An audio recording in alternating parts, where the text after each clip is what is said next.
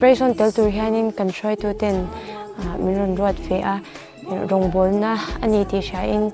kan tel ve a audition katlin khan first round inti siak na tur tang khanin kan bo sai chhole ngal char chara zan som lai kha hrai tu te nen khanin zirna hun kha kan nei le boka katlin kha kan rin to lo wangin result vel po kha ka ngai sak lau shim shima ka en lau shim shim to pa chan ma se ka phone alo ria itling kan nom puilu tu se ti message ka donga chan kalom ma chan pathian he lom thu ka soi ngala chuanin azan lala in hrai tu tenen lom thu soi jong tan te po kan nei poka chuanin top 30 atana hla kan sak le tu te kan thlang chun zom le ngai poka